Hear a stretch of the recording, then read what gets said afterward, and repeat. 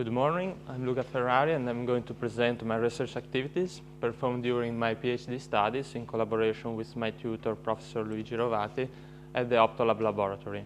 The main topic of my studies have been the theoretical and experimental studies on sensors for biomedical and agri-food industry.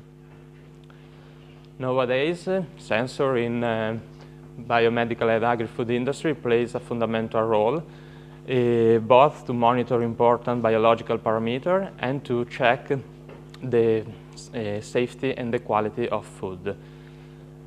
Because of the great variety of the environmental tests, the sensing issue can be faced with different sensing techniques, in particular optical and electrochemical techniques. On one side, optical techniques are better because they allow a non-contact measurement and they can be used to sense multi-analytes. On the other side, electrochemical techniques don't require a dark environment, they don't suffer from photobleaching, and usually they allow a wider dynamic range. Thus, during my PhD, I've done the study and development of different sensors using both of this technique. In particular, I will start explain the study and development of an emetic pH and PCO2 sensor for extracorporeal circulation using an optical approach. Then I will move to the description of an electrochemical sensor to determine the glycerol concentration in grape juice. Thus, I will describe an optical sensor to estimate antibiotic concentration in milk. And finally, I will present a combination of electrochemical and optical techniques in SPR sensors. Let's now start with the first one, the emetic pH and PCO2 sensor for extracorporeal circulation. Well, the monitoring of pH and PCO2 level is of great interest in medicine because they are fundamental parameters for the human body. But up to now, there isn't a real-time measurement of this parameter, especially in extracorporeal circulation. So, we wanted to realize a new sensor which should have been biocompatible, allowing to make a non-contact measurement, low cost, and with a nice sensitivity in the emetic range. So we chose an optical approach using fluorescein. Basically, the principle of measurement of this approach deploys the acidity-dependent emission spectra of fluorescein. Fluorescein is a particular organic molecule that, if excited at 490 nanometers, emits a light at 520 nanometers. But the intensity of the emitted light depends on the acidity of the test environment. So the idea was to link the fluorescent indicator to a polymer matrix, which should have been permeable to ions and gases for the pH polymeric matrix, while should have been permeable only to gases for the PCO2 polymeric matrix. So I realized this chemical sensing element using as the indicator the fluorescein methacrylate, that is a new kind of fluorescein which is able to covalently link to the polymer matrix. The polymer that we chose was the hydroxyethyl methacrylate, and then in order to increase the robustness of the polymer, we added a cross-linker, the polyethylene glycol diacrylate. Finally, in order to realize the PCO2 sensor, we placed a biocompatible silicon so that it was permeable only to gases. In the slide, you can see a same picture of the polymeric matrix. The thickness of the polymeric matrix is 35 micron. Then this is the pH polymeric matrix excited by a blue light. And finally, a PCO2 polymeric matrix covered with a biocompatible silicon. Then I realized the optical head. The optical head has to excite the fluorescein and collect the fluorescent signal. Basically, it consists of a blue LED, which excites the fluorescein, and two photodiodes, one used to monitor the power emitted by the LED, and one to collect the fluorescent signal. Moreover, as usual in fluorescence intensity measurement, two optical filters were placed in the optical head, one excitation filter on the light path of the light source, and one an emission filter on the light path of the fluorescent. Together with the optical head, I designed and realized also the front-end electronics. Due to the low signal-to-noise ratio achievable, we decided to use a lock-in technique. So the electronic consists of a LED driving circuit which modulates the current that drives the LED, and then 2 channels, one used to collect the fluorescent signal and one to collect the light emitted by the LED. These 2 channels are identical apart from different gains. And at the output, we have a DC component which is representative of the fluorescent signal and of the power emitted by the LED. Finally, this system has been integrated in an extracorporeal machine developed at the factory, which the project was made with. And in particular, we can see that the optical head has been placed directly in contact with the flow cuvette, and the electronics has been scaled. Now I'm going to show you an experimental test. This test was done on cow blood, changing the pH of the blood. Here in the first graph you can see the blue curve, which represents the fluorescent signal versus time, recorded changing the pH of the blood. The green dots represent the mean values of this signal, determined over time period of 60 seconds at every reference pH. The reference pH were measured through the use of a blood gas analyzer. Then these green dots were interpolated through an interpolation line in order to determine the estimated pH. Finally, in the second graph, the estimated pH versus measured pH are reported, and the mean error was determined to be lower than 0.03 degrees of pH. The system, the pH sensor, was also tested on an in vivo animal models, in particular on a sheep and a pig. Here we report a test performed on a sheep. Here you can see the environment test performed at the animal facilities of Modena. And here you can see the estimated pH versus measured pH obtained, determined in this in vivo test. This variation, the pH variation here are very small in order not to damage the physiological function of the animal. Then we perform also a test with the PCO2 sensor. In particular, here you can see a test performed on water and a test performed on air. In general, we can see that the concentration of carbon dioxide is inversely proportional to the fluorescent signal, because the presence of carbon dioxide increases the acidity of the test environment. So, for example, in the test performed in air using both nitrogen and carbon dioxide, we can see that the valleys represent the maximum concentration of carbon dioxide, while the peak, the maximum concentration of nitrogen. Let's now move to the second main topic, that is the study and development of an electrochemical sensor to determine the glycerol concentration in grape juice. Today there is an increasing interest in methods to determine the quality of wine since the grape harvest. There are lots of empirical methods, but they are not very reproducible and reliable. And on the other side, the glycerol concentration is considered to be an important parameter to determine the future quality of wine. So we wanted to make a new sensor which should have been fast, maximum 3 minutes, low cost, independent from the kind of wine, reliable and reproducible. For this system, we decided to use an electrochemical approach, and the presence of glycerol is detected as a current variation measured at a fixed potential. On the slide, you can see the electrochemical reaction that takes place at the electrode. In particular, we can see that the current variation is determined by the oxidation of the mediator, that in our case was ferricyanide. And this oxidation can be increased in the presence of glycerol through the use of an enzyme and a cofactor. So basically, I can show you a schematic representation of the whole system. I realized an automated system with a membrane micropump that has to collect the grape juice, dilute it with buffer, add the cofactor, and bring it to the flow cell where the electrochemical reaction takes place.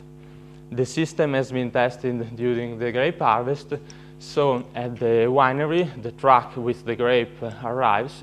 There is a courier which takes some samples of grape from the truck, and with them in order to produce the grape juice. Our system collects this grape juice, diluted it with buffer, and changing the speed of the 2 pumps if possible to change the dilution ratio, add the cofactor and bring the solution to the flow cell. In the flow cell, we placed a screen-printed electrode that represents a 3-electrode cell, electrochemical cell, that is linked to a commercial potentiostat, which finally communicates with the PC. So I realized the control electronics that has to generate all the supplies both from the micropump and the potentiostat, and has to control the micropump and communicate with the PC. In the picture, you can see the commercial potentiostat that we place inside our system and the developed electronics with the micropump and their control electronics. Finally, I developed a software interface in LabVIEW in order to manage all the system. In particular, it allows to communicate both with the potentiostat and the micropumps, choosing which micropump to be switched on, and their speed, and moreover is able to record the signal of interest and make the calculation necessary to determine the glycerol concentration. Here are some pictures of the developed system. This is the flow cell. Inside there is the screen-printed electrode. Here are the solution needed for the measurement. Here are the different inputs, the cofactor, the wine, and the buffer. And here another picture with the PC and the software interface. Now I report a measurement performed with this system.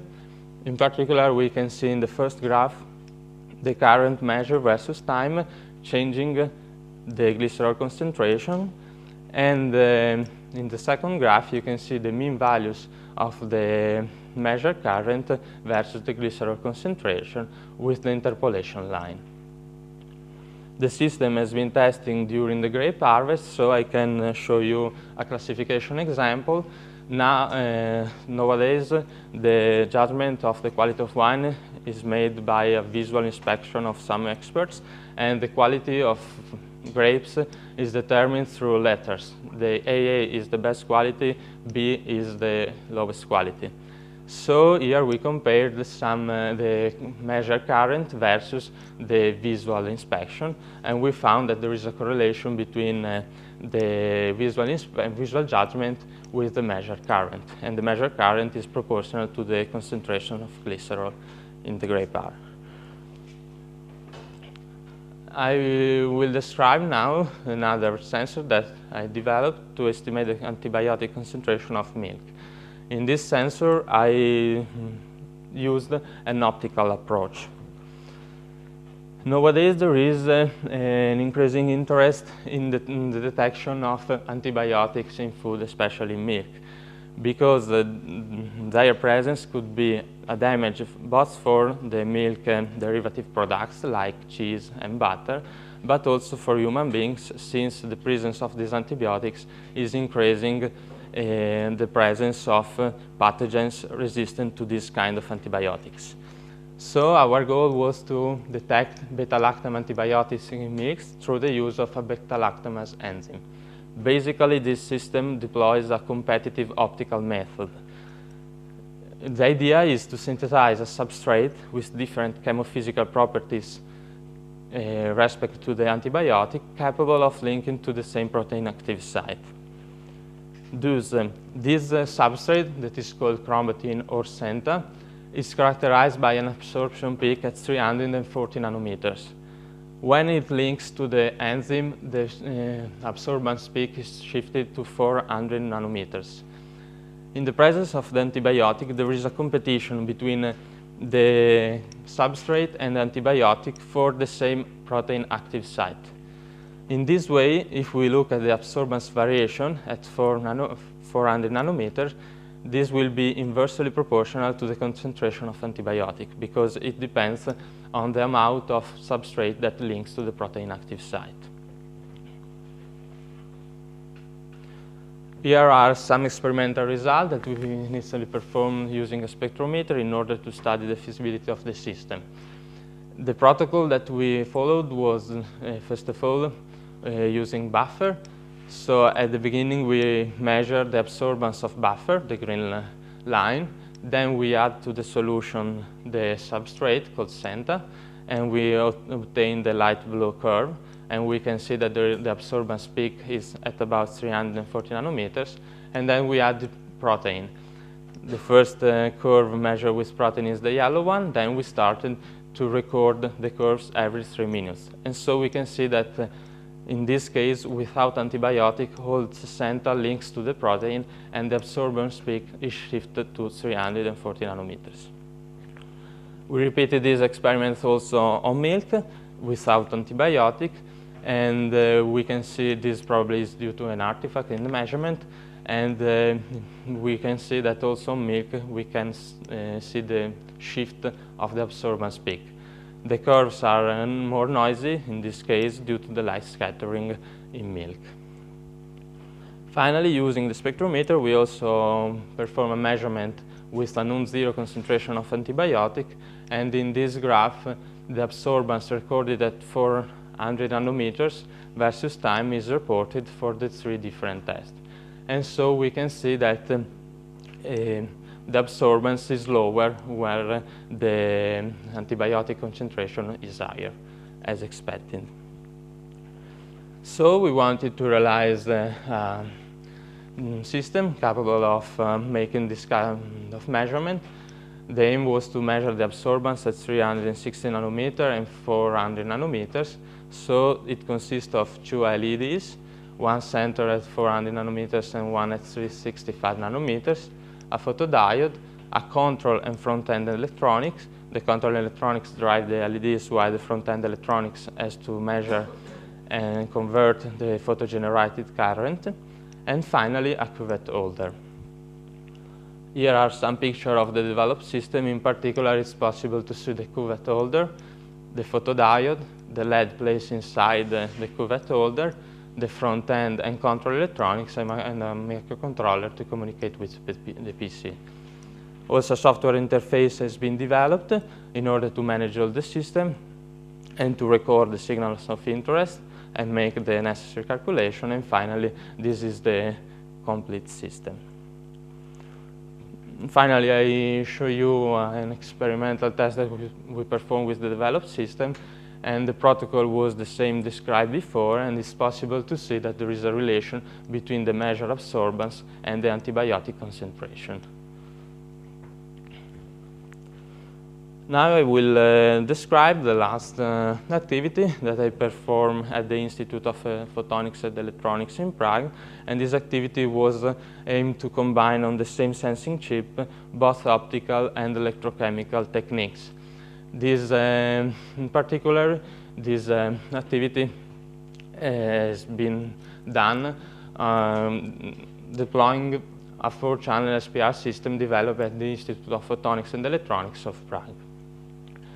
Basically, an SPR system deploys the total reflection of light, and through the evanescent wave that is generated, so the use of a prism, it excites the surface plasmon on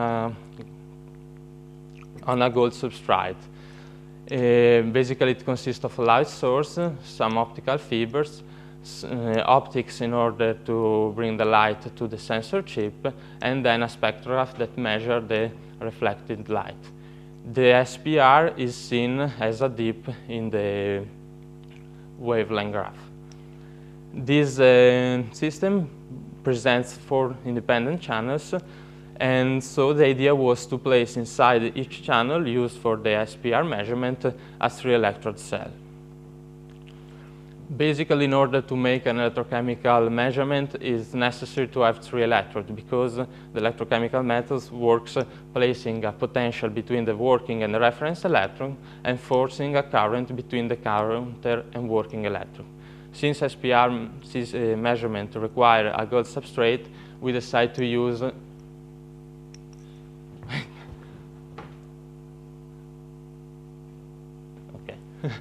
to use the gold substrate as the working electrode.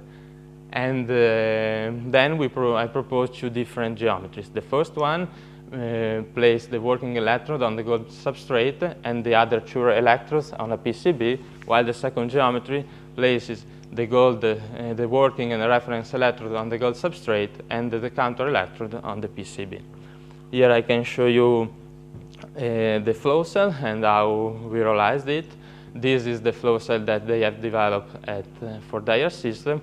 And so I inserted in this flow cell a PCB with gold electrodes printed on it. And instead of using a glass chip uniformly coated with gold, I made a mask in order to realize 4 different electrodes, one for each SPR channel. Here you can see a section of the flow cell, and in particular we can see that the flow cell is generated by using as at the top the PCB. In the bottom is determined by the glass chip, and the boundaries are created through the use of a vinyl gasket. In order to make the electrical connection, we use spring-loaded contacts for the electrode placed on the glass chip and the wire connector for the electrode placed on the PCB. Now I can show you some picture of the realized mask. This mask were realized for the 2 geometries for the gold evaporation.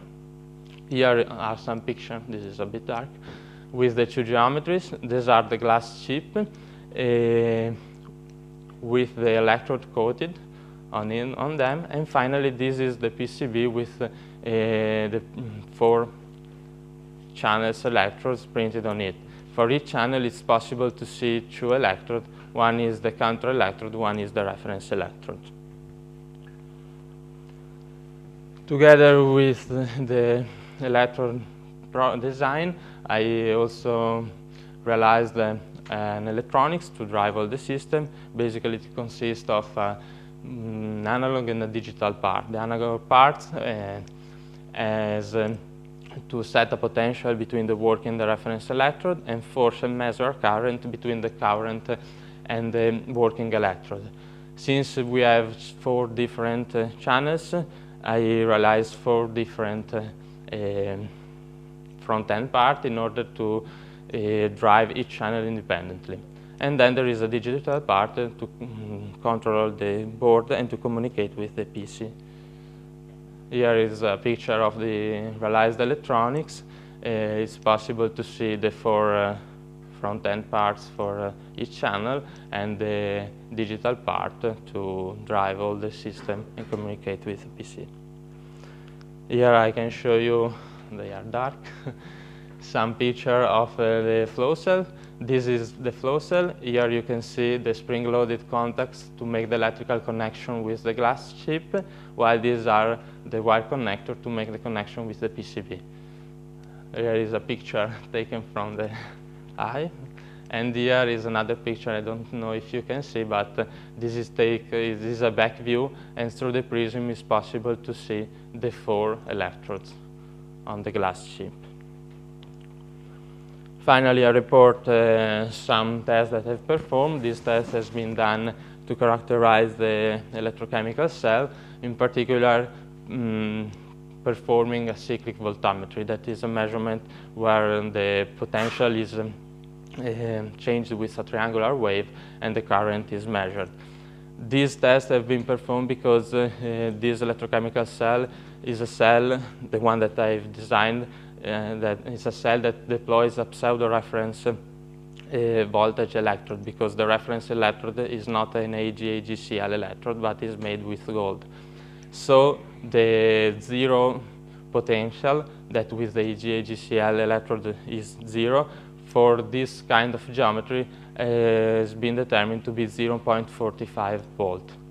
On the second graph, it's possible to see in blue the potential variation, while in green the SPR signal variation. Then I perform also the same measurement with the other geometry, and it's possible to see that the only difference is that the pseudo-reference voltage is at about 0.2 volts. So finally, in order to conclude, during my PhD studies, I've developed some sensors for biomedical and agri-food industry using optical methods, electrochemical methods, and finally also combining both of these methods, which gives us to have a richer set of data. Finally, for each system, I've done some field tests, and future system engineering of developed system will be done. Thank you for your attention. This is my publications.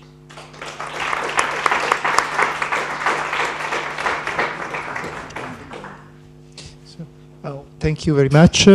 Any question? Okay. So, did you provide your devices with some standard software interface in order to integrate it, for instance, in a set of devices or something similar? I've done only software interface in LabVIEW. I've not used other programs. Okay.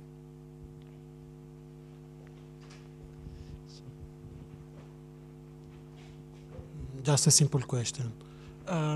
You said that the intensity of emitted light from a substance is depend of is a pH. Is an empirical law, or there are physical? There is a physical. Are you speaking about the first activity, the one Yes. with pH? Yes, there's a physical behavior. That is, the fluorescence molecular structure depends on the pH of the solution which is in contact with it. So, change the acidity of the solution, change the molecular structure of the fluorescein. And so, changing the molecular structure, also their optical properties are changing. Okay. Question.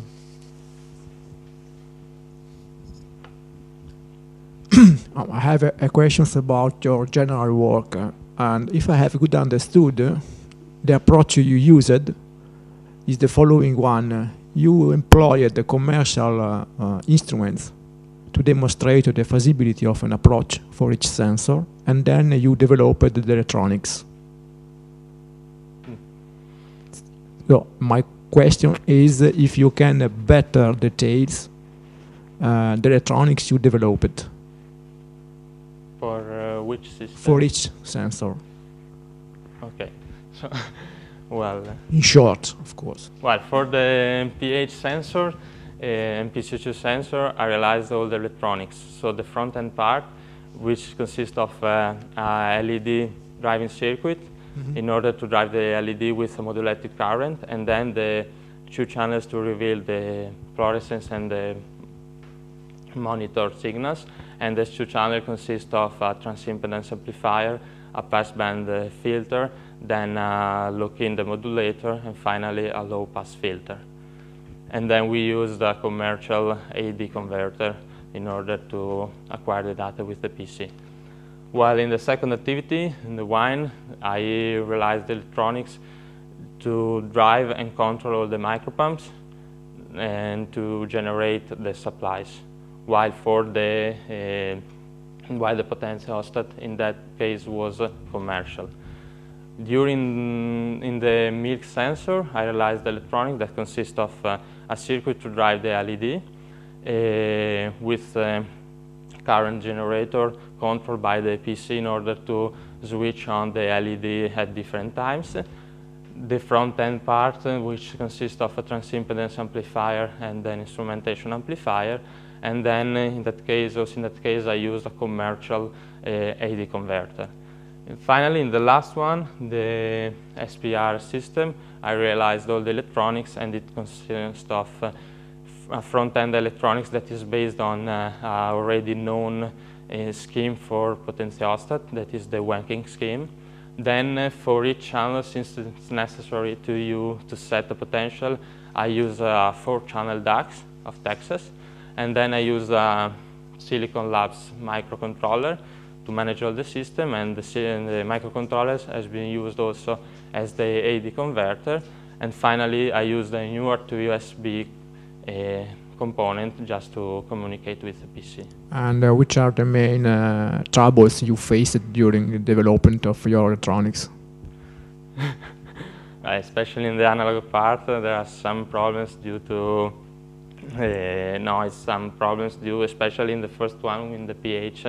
The fluorescence signal is very low, weak, and the signal to noise is not so high, so I faced lots of problems in order to reveal the signal of interest. Thank you. Thank you. So thanks again for addressing all the issues raised by my colleagues, and the next presentation will be given by Francesco Montorsi, a completely different topic.